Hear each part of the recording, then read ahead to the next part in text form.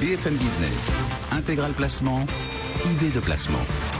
Et oui, chaque jour, on vous apporte des idées de placement alors que le CAC 40 recule, désormais, moins 0,5%. On retrouvera les traders pour le match des traders. Ce sera aux alentours de 10h50. Un nouvel horaire désormais pour le match des traders dans Intégral Placement sur BFM Business. On a régulièrement des questions de patrons qui veulent vendre, qui veulent céder leur entreprise. Comment faire? Est-ce qu'il existe des trucs, des astuces pour céder au mieux votre entreprise? On va vous répondre. Avec l'un des meilleurs spécialistes, c'est Fabrice Lange qui vient de nous rejoindre. Bonjour Fabrice. Bonjour Guillaume. Vous venez de créer le blog réussir-sa-transmission.com avec des tirets, réussir-sa-transmission.com. Les chefs d'entreprise qui souhaitent céder leur PME sont globalement bien préparés à une transmission ou pas? Écoutez, la question de la préparation est redondante. Tous les experts en transmission d'entreprise disent de concert qu'il est extrêmement important d'anticiper, de préparer une transmission d'entreprise, si ce n'est pour rendre l'entreprise tout simplement présentable sur son marché, rendre, comme on dit, la mariée la plus belle possible, la plus présentable. Apparemment, je constate que le message a de la peine, a des difficultés à passer parce qu'on constate encore qu'on a des clients qui viennent nous voir en nous disant ça serait bien si vous pouvez prendre en charge mon dossier et boucler l'opération dans les 3 mois. Et on sait aujourd'hui qu'il est totalement impossible de boucler une opération dans les 3 mois. Il faut en général entre 9 mois et 14 mois pour boucler de la préparation jusqu'aux conséquences, en passant par les phases de négociation, contractualisation et recherche sélection. Donc question naïve, c'est-à-dire qu'un certain nombre de patrons aguerris dans leur business se retrouvent à vous poser des questions extrêmement naïves, comme des amateurs lorsqu'il est question de céder leur entreprise. C'est exactement ce qu'on constate régulièrement. On rencontre régulièrement des chefs d'entreprise extrêmement pointus, qui ont très bien réussi dans leur entreprise, qui ont monté des business vraiment qui marchent très bien.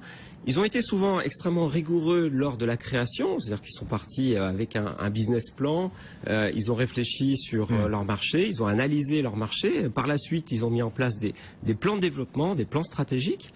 Et curieusement, lorsqu'ils se retrouvent en effet en phase de transmission, ils se comportent de manière beaucoup moins rigoureuse, beaucoup moins professionnelle. Ils oublient les bons principes, les bons procédés techniques qu'ils avaient mis au point. Il y a un laisser-aller carrément? Et il n'y a plus de...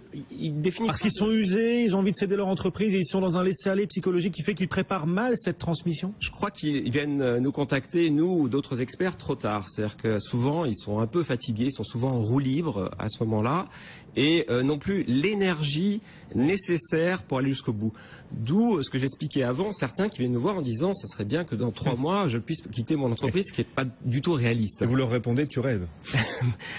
On aimerait bien, si je pouvais en effet régler sous 3 mois, tout le monde serait très content, eux et nous, mais la réalité fait que c'est totalement impossible. Quelles sont les conséquences de ce manque de préparation de la plupart des patrons qui souhaitent céder leur entreprise? Quel impact ça a sur justement l'opération?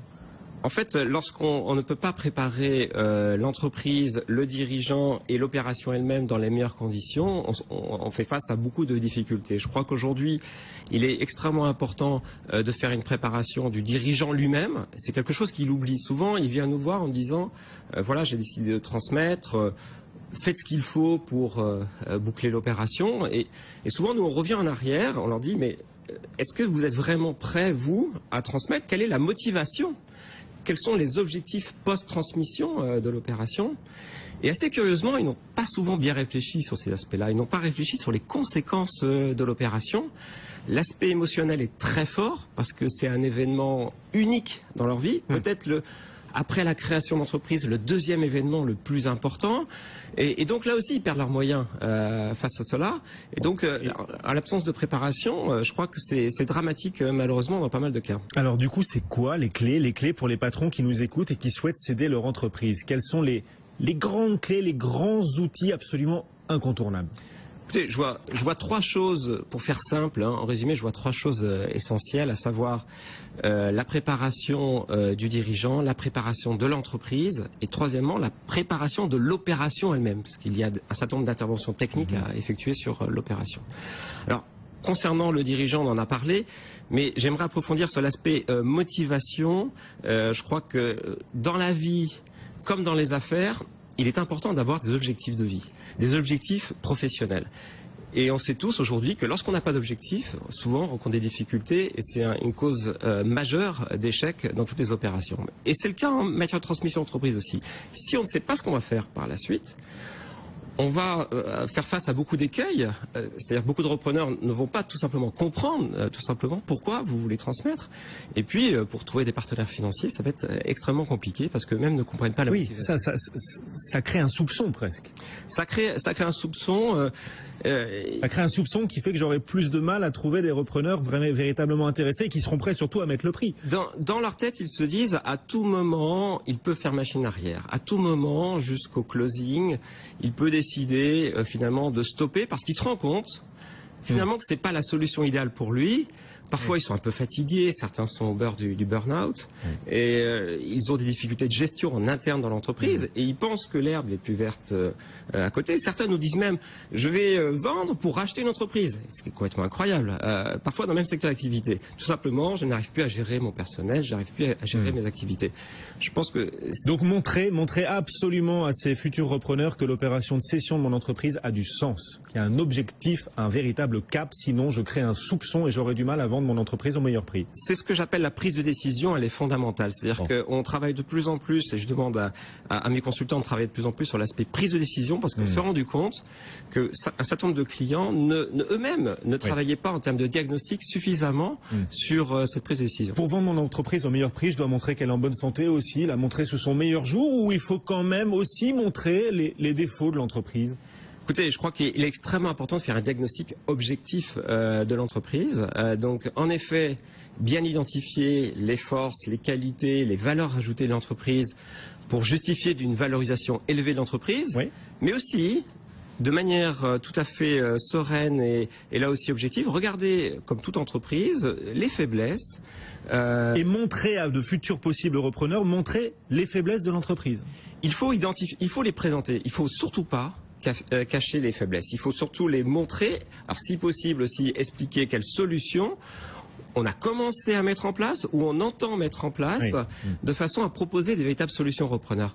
Rien de pire qu'un repreneur au stade des audits ou due diligence qui découvre un certain nombre de faiblesses, de défauts sur l'entreprise, et à ce moment-là, souvent le chef d'entreprise n'est pas prêt en plus à répondre à ces critiques acerbes des repreneurs, et il est désarmé pour apporter des éléments de réponse, et c'est totalement désastreux en termes d'image pour lui. Donc mieux vaut accepter de présenter les défauts, les points faibles de mon entreprise, tout en expliquant qu'il y a des solutions et qu'elles ont commencé à être mises en œuvre. Exactement, il ne faut rien cacher. Si c'est vrai, il ne faut pas inventer des solutions. Non, c'est juste. En tout cas, proposer des solutions, c'est extrêmement important. Et c'est une marque aussi de confiance avec un repreneur ou un investisseur. La confiance en matière de transmission est extrêmement importante. La confiance, elle passe aussi par la confidentialité de la cession. Je suis en négociation avec quelqu'un, ce quelqu'un aime que ces négociations restent confidentielles, mais c'est pas évident parce que je cherche plusieurs repreneurs, donc je fais appel, je cherche un peu partout, et du coup peut-être que le marché va finir par être informé de mon intention de vendre l'entreprise. C'est exact. L'aspect confidentialité est extrêmement délicat en matière de transmission. On en a parlé avec la loi Hamon avortée sur l'information des salariés obligatoire et heureusement retoquée par le Conseil constitutionnel. Je crois qu'aujourd'hui, il est extrêmement important pour un chef d'entreprise de pouvoir gérer cet aspect confidentialité du mieux possible. Et dans ce cadre, il y a un document qui est très important. C'est le dossier de présentation. Il n'est pas aujourd'hui concevable de présenter une entreprise à qui que ce soit sans disposer d'un dossier de présentation qui va permettre, d'une part évidemment, de mettre en valeur l'entreprise le mieux possible pour présenter l'historique, l'environnement de l'entreprise, l'environnement économique, géographique, présenter les activités, les produits, les services, etc. Mais je dirais aussi qu'il va permettre de contrôler l'information transmise en termes de confidentialité. C'est-à-dire que si on ne souhaite pas faire part d'un certain nombre d'informations, on ne va pas les mentionner. Ou on peut aussi les mentionner dans d'autres parties du dossier de présentation. C'est-à-dire qu'on va avoir plusieurs parties qu'on va remettre au fil de l'eau en fonction du lien de confiance avec le repreneur. En imaginant que sur la première partie, ce sont les informations les moins confidentielles, deuxième partie un peu plus confidentielle, etc. Et je crois que c'est très important d'avoir ce type de technique. Tout ça, ces techniques, comme vous dites, c'est assez complexe. On sent céder son entreprise, ça se prépare. Ces techniques, ça ne s'improvise pas. Est-ce qu'il faut faire appel à un professionnel? Est-ce qu'il faut se faire accompagner? Alors, La réponse aujourd'hui est en pleine évolution. Je pense qu'aujourd'hui, avec les techniques modernes et l'Internet, on va pouvoir apporter des éléments de réponse qui vont permettre à des chefs d'entreprise de gérer par eux-mêmes, avec des plateformes, leur opération de transmission. Vous en proposez une, vous-même d'ailleurs. Nous travaillons actuellement en effet sur une plateforme pour essayer d'apporter des éléments de réponse, en considérant tout de même qu'il y a l'aspect formation et l'aspect information qui est très important. Parce qu'on peut donner un outil, je peux mettre en place une plateforme qui permet de gérer de A à Z une opération de fusion, acquisition, transmission entreprise. Techniquement parlant, c'est possible. Par contre, il faut l'utiliser, cette plateforme, il faut savoir l'utiliser. Et donc c'est pour ça que sur mon blog, j'essaye de transmettre d'une part mon savoir-faire, d'autre part les astuces et recettes qui marchent, véritablement des experts en transmission entreprise. Je donne aussi un plan d'action, parce qu'il est très important d'avoir un plan d'action aujourd'hui pour transmettre une entreprise. On rappelle, votre blog c'est réussir-satransmission.com. C'est exact, tout à fait. C'est gratuit ou pas? C'est totalement gratuit. Ah oui. Là, je souhaite livrer de l'information, je fais un transfert d'expérience. C'est l'ubérisation du conseil, là. Je pense qu'aujourd'hui, c'est très important qu'un chef d'entreprise souhaite s'aider par lui-même ou ait recours à des partenaires extérieurs, des experts, qu'il sache où il va et qu'il ait une vraie méthode de travail. Il est possible de gérer par soi-même une transmission d'entreprise, mais il faut une méthode, des outils et un plan d'action. Avec ces 3 éléments, on peut y arriver. Fabrice Lange, donc, et son blog réussir-sa-transmission.com. Merci d'être venu nous voir et on espère avoir répondu le mieux possible à vos questions. Vous, patrons qui nous écoutez régulièrement sur BFM Business et dans Intégral Placement, vos questions sur la meilleure façon de céder votre boîte.